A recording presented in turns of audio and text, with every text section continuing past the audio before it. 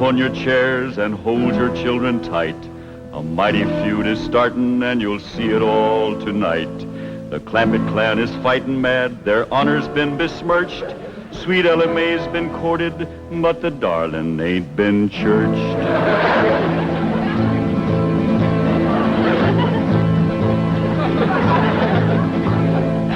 It was young Sonny Drysdale that courted her and fled. And now the Drysdale family will feel hot Clampett lead. 'Cause stranger, you don't trifle with a hillman's daughter fair, or you will face his rifle and he'll deeply part your hair.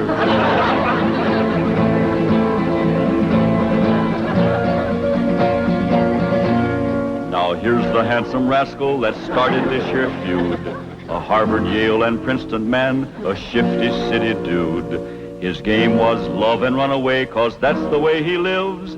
But they don't allow such doings with their female relatives.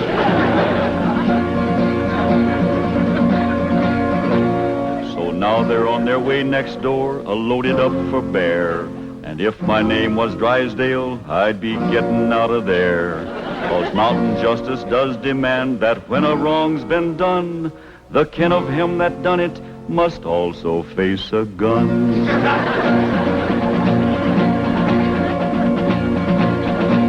Now Sonny noticed Elly May beside the swimming pool, and when he seen her figure, he lost his yen for school. He wrapped himself up in a towel and played upon his lyre, and while he twanged, the songs he sang did set her heart afire.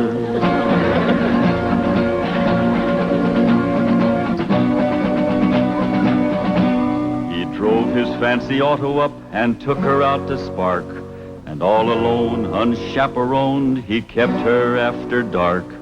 He took her in the parlor and he taught her to be grand. He showed her how to walk and talk and tried to kiss her hand.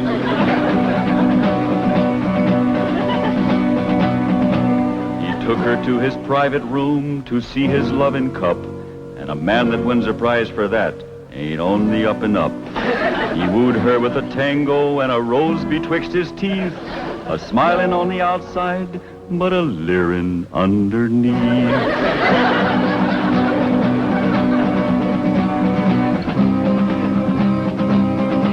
They even had a wedding dance, and he joined in the fling. He brought along his dancing shoes, but didn't bring no ring. The Clampetts was a-planning for a wedding in the Vale, but they was duped. He flew the coop and went running back to Yale.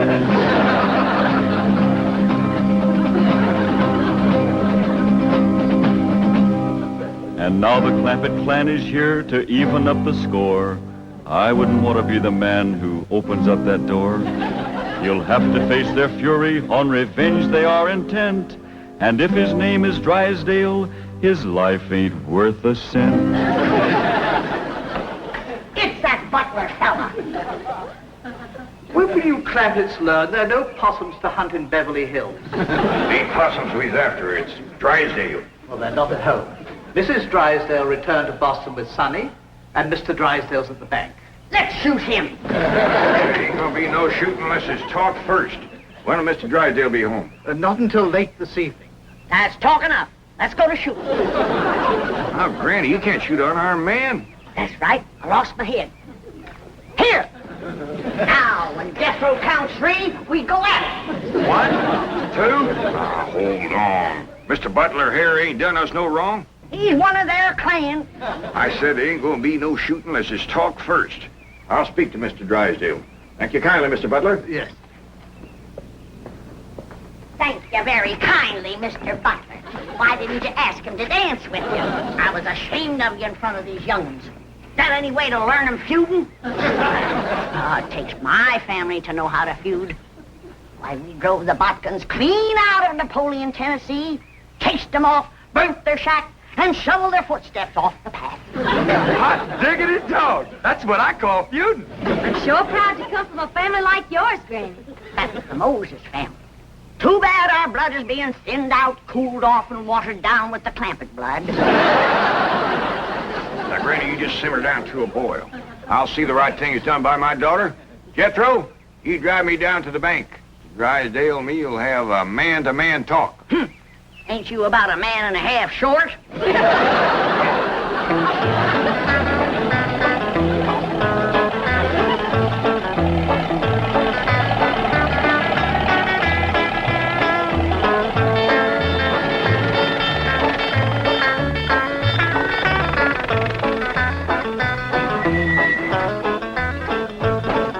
You wait here, I'll go and see Mr. Drysdale. You flush him out, Uncle Jed. I'll get him on the run.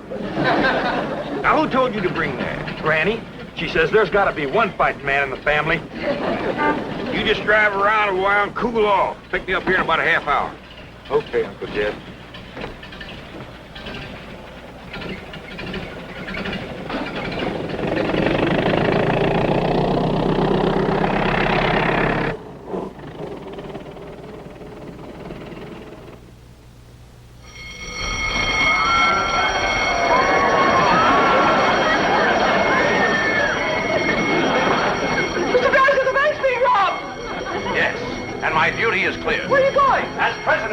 There's only one place for me at a time like this, my bulletproof closet.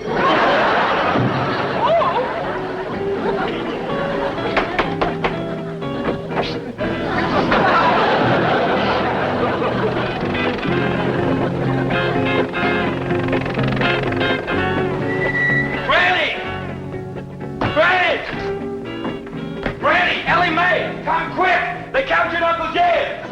Granny! Jethro says they got Paul. Come on, Granny. The Drysdales got Uncle Jed. I dropped him off at the bank, and when I come back, they carried him off somewhere. Ambushed him, that's what it was. That butler feller. He told them he was coming, and they laid a trap for him. What'll we do, Granny? Eye for an eye and a tooth for a tooth. They took one of ours, we'll take one of them. Where's your gun, Jethro? I give it to Uncle Jed. I reckon the Drysdales got him. We lost the first battle.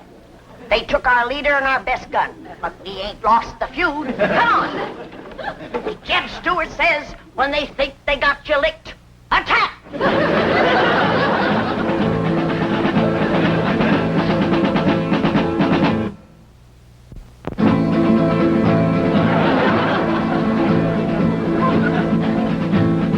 Now the feud is growing hot, the Clampetts lost a man.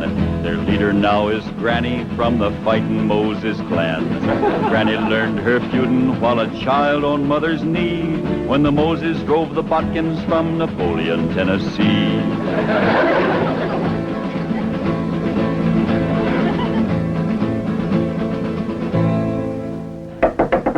Now, Jethro, when he opens the door, you grab him. Elly, hold his gun, yes? Okay, Granny, let's go. Cut me down. Put her down, Jethro. We don't want her. Who don't? We don't. What's going on? There's a feud going on. You know something, Elly? Feuding's fun. Jethro, put her down. They got one of our men folks. We're going to take one of their men folks. How about we take her along as kind of an extra? No, not unless they captured one of our women folks. Elly May, you go in there and surrender. I ain't gonna do it. Jethro, put her down. How about I towed her as far as home and then let her escape? A little at a time. Wait, what's the meaning of this? He's the one we want. You towed him, Elly. My arms is full. Jethro, put her down before I take you to the woodshed. You look awful busy, Granny. Maybe I should go to the woodshed and wait for you. I think I'd better call the police. Stop in your tracks while you're able to make them. Now you turn around. Walk towards our house. I refuse to take one step. Now, you want to walk or you want to limp? You better run in and telephone the police. Never mind her, Jethro. Shoot the telephone wire.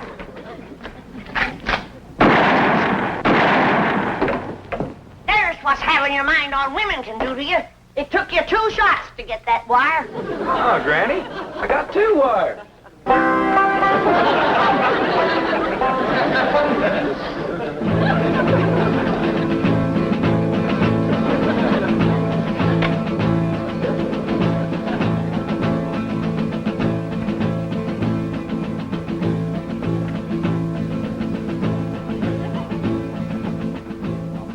Good work, Lieutenant. You've apprehended what is obviously a very dangerous criminal. I'm coming over and personally hand the reward money to you and your men. What's that? Oh, just to you. Very well. Miss Hathaway, perhaps you'd like to drive me over to police headquarters. You're interested in psychology? I'm completely intrigued with the subject, but what's the connection? The fellow who tried to rob our bank must be a complete nut. They've got 2 psychiatrists with him. What are his psychotic symptoms? He claims to have $25 million.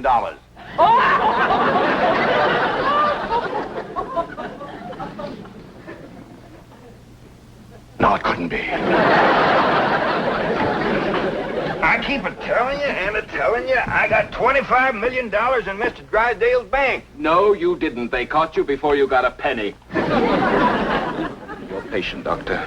Obvious delusions of grandeur.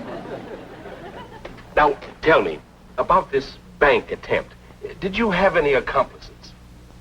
Any what? Confederates? Oh, yeah, Granny. She's a Confederate. She's a Tennessee Moses. Tennessee Moses? That's right. Tell me, did she lead her people out of Tennessee? Sure did after they whooped the Butkins. Don't you mean the Egyptians? Well, they probably whooped the Egyptians, too, if they got in their way. Granny's folks was fighting fools. They certainly were. They defeated the best fighters Pharaoh had. I don't know about that, but they whooped the best fighters Napoleon had. Napoleon? Doctor, may I? You may not. I'm the one who uncovered this hallucination. Tell me about Napoleon. Yes. You say Granny's folks won that fight? They sure did. Over Napoleon? Oh, yeah, they tromped all over Napoleon. Fabulous. But how were they able to do it? Did they fight with superior weapons? Oh, they fought with bodkin. I see. And Napoleon didn't have any bodkin? Not after Granny's folks got through with him, Napoleon didn't have a bodkin left. I remember the last day of the feud, they got Leif and Luke and Odds. Odds? Odds bodkin. Please. But just for a minute. Oh, perfectly safe to look out through the bars. After all, it's... Mr. Clampett! Gene, Mr. Drysdale, he sure didn't treat me very good over to your bank. My first visit, too. Let this man out of here. He's got $25 million in my bank. Open this door. Open it. Open it. Oh. Lie down, mister. Lieutenant! Lieutenant!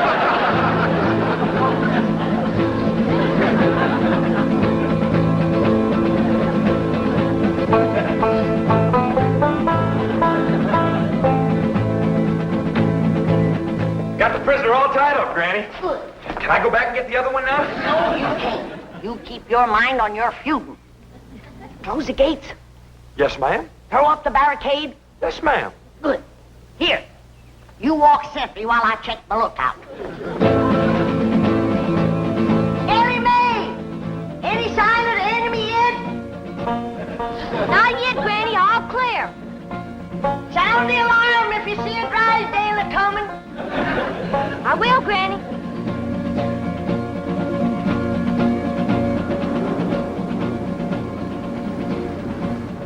You see, all my employees are trained to be on the lookout for bank robbers. So, naturally, when they saw you walk in with your rifle, their first instinct, it appeared to them that was just... Well, you're not mad, are you, Mr. Clampett? Well, no, not about the bank, but we's all right upset at Sonny for running off and jilting Elly May. Sonny? Jilted Elly May? Well, that's what we'd call it. He sparked her for 2 weeks running. Took her driving, dancing, held her hand, kept her out past dark. Back where we come from, that's just the same as saying, will you? Provided the girl is 12 or better. Mr. Clampett, you have my word of honor. I had no idea that Elly May or Ed took Sonny seriously. Now, the moment we get to your house, I'm going to telephone Sonny in Boston. Get him on the first plane, and he'll be here tonight to propose marriage to Elly May. Well, now, that sure is going to smooth Granny's ruffled feathers. She's been madder than a barefoot centipede standing on a hot rock. We'll be happy when we get there. Yes, bless her sweet little heart.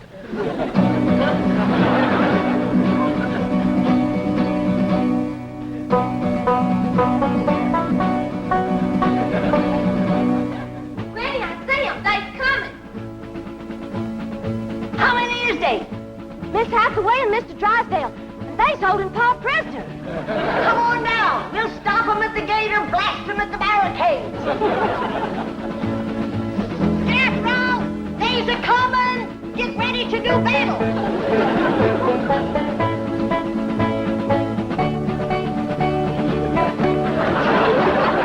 Clear your head in the presence of the stars and bars.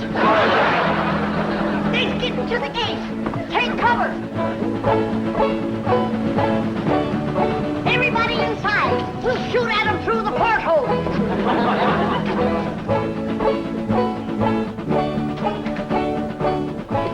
You won't hit Pa, will you, Granny? Don't worry, honey. I can hit a new-laid egg out of the nest without budging the hen.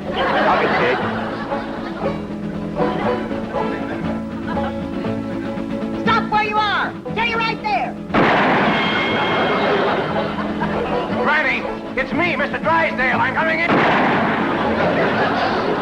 Let's get out of here, fast. I'll learn them Yankees who they're feuding with.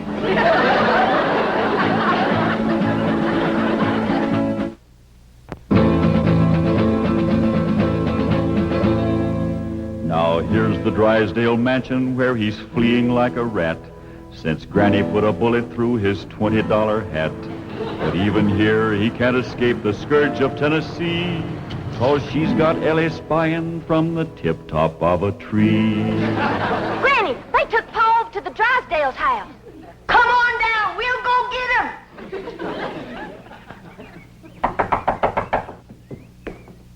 Well, I reckon we'll have to call her on the telephone. When Granny's feuding, she's sometimes hard to reason with. Reckon seeing you with that rifle kind of set her off. But that woman shot at me. Oh, Mr. Drysdale, she shot at your hat. If that little old woman ever goes to throwing lead at you, you'll be casting a polka dot shadow. Irene, Ravenswood, why don't you answer the door? Oh, thank goodness it's you. The Clampetts came and captured Ravenswood. Captured him? Yes, and Jethro picked me up in his arms. He held me and wouldn't put me down. Why? He said he was feuding. Well, now, don't you worry, Marie. We're going to get this whole thing all straightened out. Marie, tell me more about your frightening experience with Jethro. Well, there was a knock. I opened the door, and Jethro just swept me up into his big, strong arms, held me tight, and wouldn't let me go. And he said that was feuding. Yes. That's why I was afraid to open the door right now. Marie, you've been through a shattering ordeal. Go and lie down. I'll watch the front door. Come on, Jethro. We're going back to the Drysdale's house. Hot diggity dog. That's the part of feuding I like. We're taking you with us, Mr. Butler. And if they've harmed one hair on Jed, that one hair you got will pay the price. Oh, won't you please listen to me? Mr. Drysdale's not feuding with you. He's a peaceful man. He's never shot anything but skeets. Skeets? How many did he get? We did very well. 98 out of 100. That's better than we did with the Bodkins. Ready, Granny? Come on, young'uns. We got our feuding cut out for us. That Drysdale's our shooting fool. Now, Elly May, you carry the flag high and proud. If they shoot you, don't you let it touch the ground. Throw it to Jethro as you're falling. I'll do it, Granny. What'd you do that for? If there's any long-range shooting, they'll think he's one of us and drop him first. Forward, march!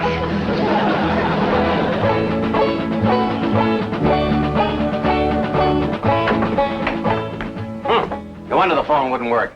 Marie said Jethro shot down the wires. Well, we can go next door and use the miller's phone. Yep. Been cut with a rifle bullet. Kind of ragged, though. Jethro must have been upset. That's bad shooting to cut those little wires with a rifle? Why, when that boy puts his mind to it, he can pick a gnat off a plate of grits at 500 feet in a heavy fog. I'm the only one who can outshoot him. Except for Granny and Elly May. Well, what skeet shooters you'd make. What skeet? Oh, they're clay pigeons. That's what I shoot. Clay pigeon? Oh, it's wonderful. I love it. Your wife must be a first-rate cook.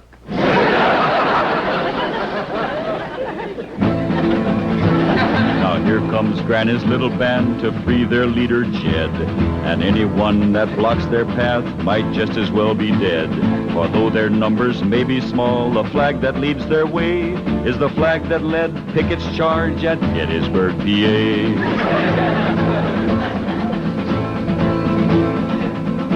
Stop for a minute. I got an idea. We'll use Mr. Butler here as a decoy, and we'll surprise him. What you mean, Granny? You knock on the door, and you yell to him inside that it's you. Then we'll rush in and we'll get Jed.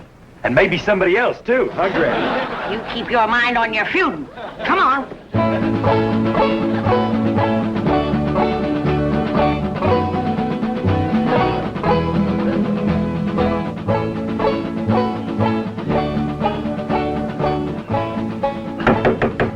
It's me, Ravenswood. Open up. Marie! You may open it. Nothing to be afraid of. It's just Ravenswood. Step aside, decoy. Elly, you guard him. Jethro. When they open the door, we'll rush him.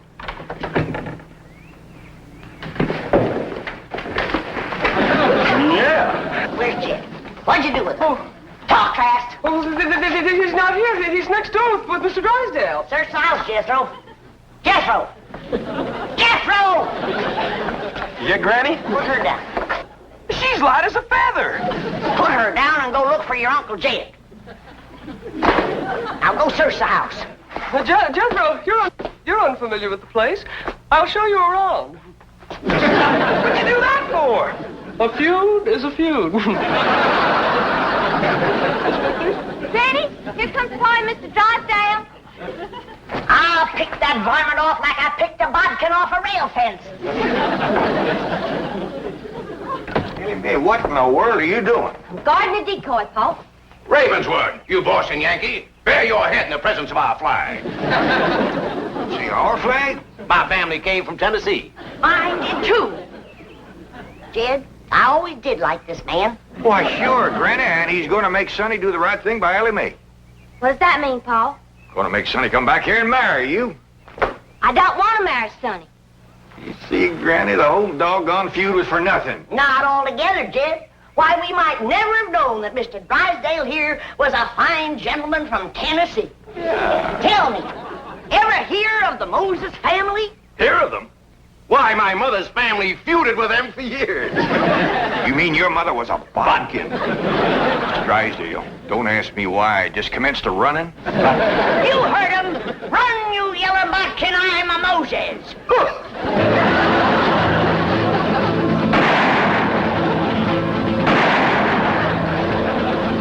For a city feller, he sure can run. Like a scared rabbit.